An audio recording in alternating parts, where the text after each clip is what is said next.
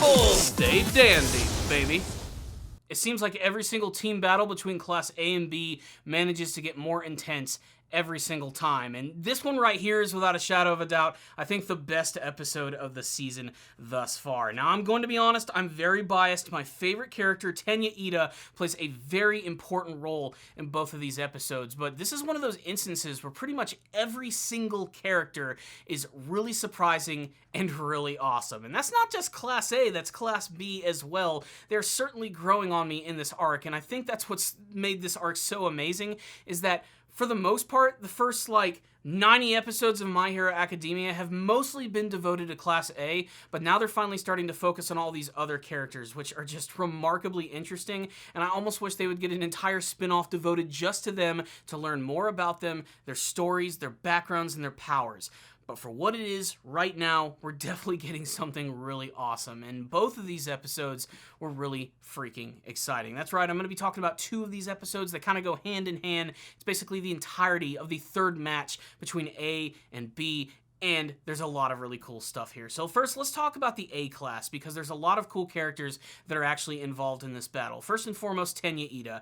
I love his character. He's always been my favorite from the entire series, his over-the-top and ridiculous personality. I love the look of his hero costume. I think it's one of the coolest things ever, taking a lot of inspiration from his brother Ingenium, not to mention being the successor of that hero and trying to live up to all of those ideals has completely fueled his character. Everything that Tenya Iida has been through in the series and everything that he's experienced thus far come to a head in the current episode, and you get to see how far he's actually come as a character, not to mention he has actually improved his quirk ability in a way that I did not even suspect. So this interesting thing about his quirk is the fact that he's basically able to run really fast, but it's because of his legs, and his legs have these built-in mufflers into them, and I always thought that that was kind of strange, but we get to learn from these dose of episodes here that apparently he can improve these qualities by quite literally ripping the mufflers from his calves so that new ones will grow in their place. I don't know how that would work, but that sounds painful as shit. But it does actually end up working, and he basically gets a brand new form of being able to run really fast in extreme speeds, and the way that it's animated in the most recent episode of the series is just awesome. I absolutely love the way that they display his speed in this episode, and there's a number of moments here where he's actually battling against a couple of different characters, which are nothing short of amazing. I'd say the big character he throws down the most with is none other than Honenuki. I believe that's how you pronounce his name. I think his first name is Juzo. He's a really weird-looking character for the fact that he basically looks like Aaron's Titan form from Attack on Titan, but despite the fact that he has a creepy skull face, his ability allows him to sort of soften objects around him. Basically, they call him Mudman because anything can be softened and turned to some sort of liquid, allowing him to not only slow down opponents and trap them, but allowing him to swim through all of these objects. And even with that, it doesn't manage to stop Iida at all in this episode. There's this one moment where he ends up surprising him and ends up basically kicking him in the face and destroying his helmet, which I'm going to go as far as to say one of the coolest moments from the entire series.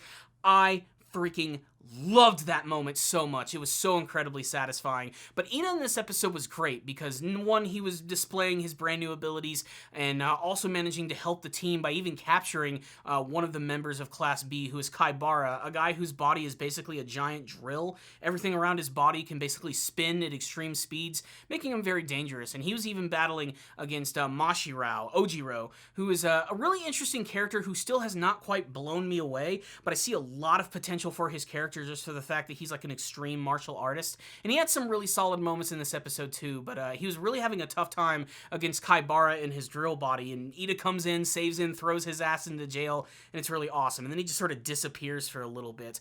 A lot of the other parts of the episode actually focused a little bit more on Shoto Todoroki as he was battling against Tetsu, which again, it's just a really fun name to say. There's no getting around it. It's just really awesome, and he's a great character in and of himself because he's very similar to, freaking Ejiro in the sense that he can harden his body, except that his is all steel-based, and him battling against Shoto Todoroki is kind of interesting because he's able to withstand not only his ice, but his fire as well, and that makes this fight not only just really exciting, but visually really awesome. There's a lot of moments here where basically he's breaking through the ice, or Shoto decides to bring out the fire, and watching him just sort of walk through the fire, covered in his metal body. Is anyone else reminded of the T-1000 from Terminator 2? I just thought that was awesome. But unlike T-1000, Tetsu has a really big freaking loud mouth, and he wants you to know how badass he is as he battles against Shoto Todoroki, and he actually ends up giving him one hell of a fight here. You know, whenever Shoto gets into a fight, you expect him to be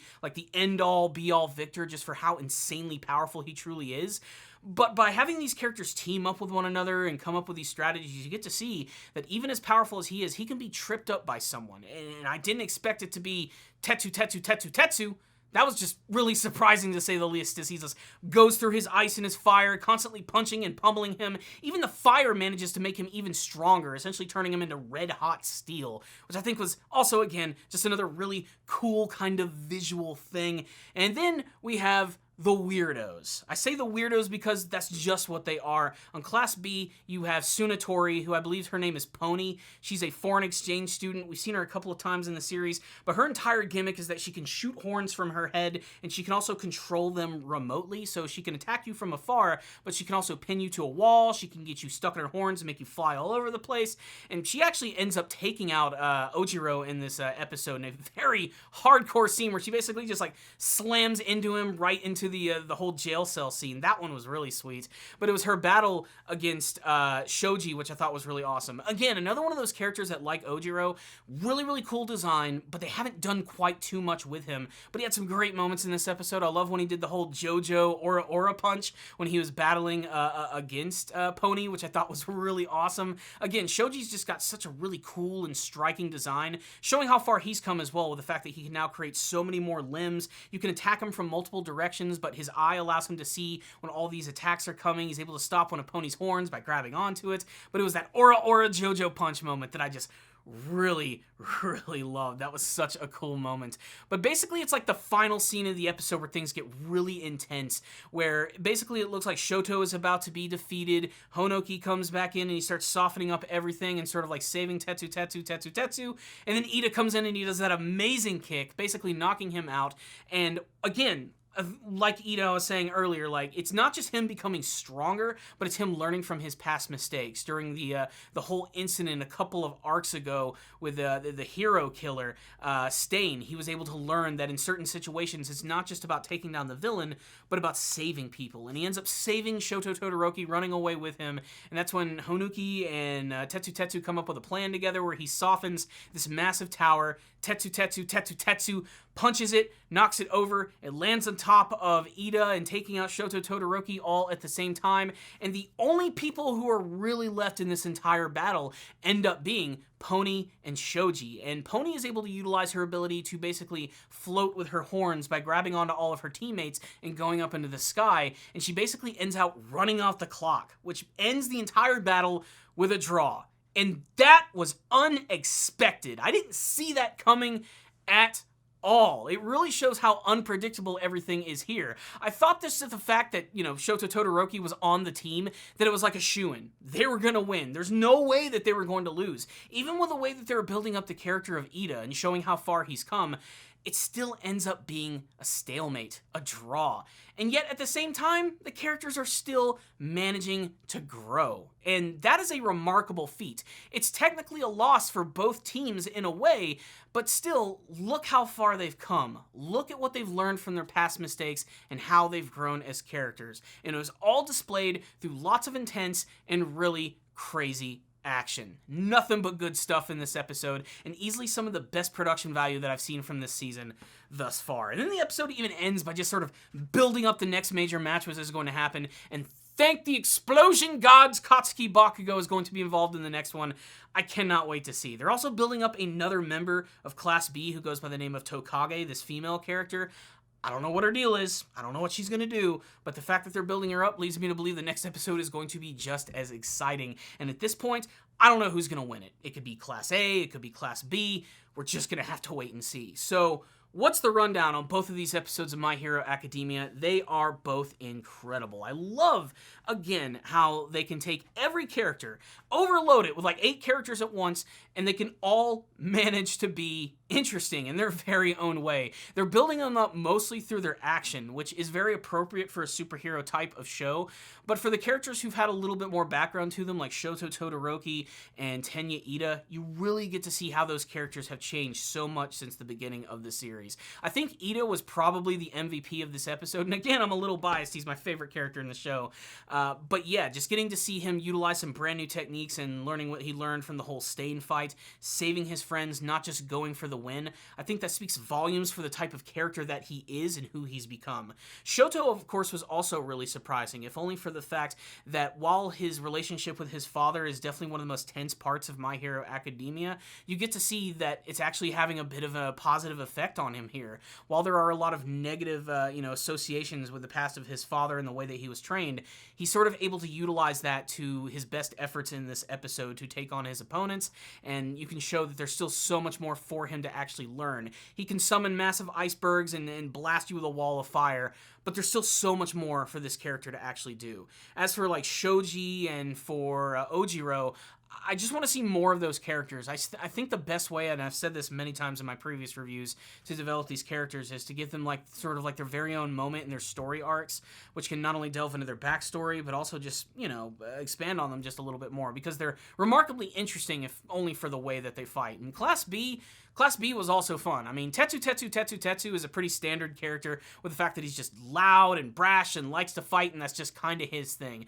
I don't really need an entire arc devoted to him to understand the type of character that he is, because his personality is something that he truly wears on his metallic sleeves. But then you have the other characters who really started to surprise me, like Juzo Honanuki, who can use his Mudman abilities, which I think were really cool. I've seen abilities like that in other anime before, but I love the way that they were utilized here by basically negating all of Todoroki's ice abilities and transforming them into icy mud.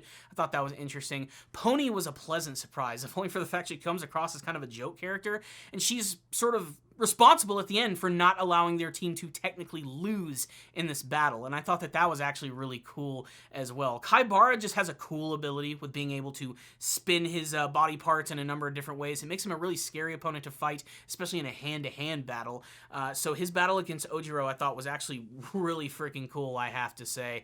But overall, I think everything in both of these episodes were simply exemplary. They were just awesome, and the animation was great, the fighting was fantastic, all the moments with Iida in particular, especially in the most recent episode with him using his Recipro, the brand new version of that against Honuki, and moving around really fast, and that kick to the face where he broke his helmet, just that is icing on the badass cake, my friends. I really loved it, and I loved both of these episodes, which is why I'm going to give both of them, that's right, a 5 out of 5. I really loved the content in these episodes, and it just got me so pumped to see what the next couple battles are going to bring to the table. But you got my thoughts on the episode. It's time for you to sound off in the comments section below. Tell me what you thought about the latest batch of episodes from My Hero Academia. What did you think about this next battle, Match 3, between classes A and B? Any favorite moments, action scenes, favorite character moments? What do you hope to see from the rest of this competition? Who's going to win? Is it going to be Class A or Class B? Let's talk all about it. Comment section below. Thank you guys so much for watching this review. Please subscribe to the channel for more videos just like this one, including more My Hero Academia anime reviews. If you did like this video, go ahead, smash the like button. It really helps out a lot. Just go plus ultra on that baby. I would also like to go ahead and take this time to thank all of my patrons. You guys are plus ultra heroes for making monthly donations. Remember, first time donators, I'll review an anime series of your choosing, as well as adding your name to this list of amazing people that you currently see on screen, the big bad superheroes of Ace Guru. So thank you guys so much for watching this review. I'll see you all next time, and as always, stay down there, baby.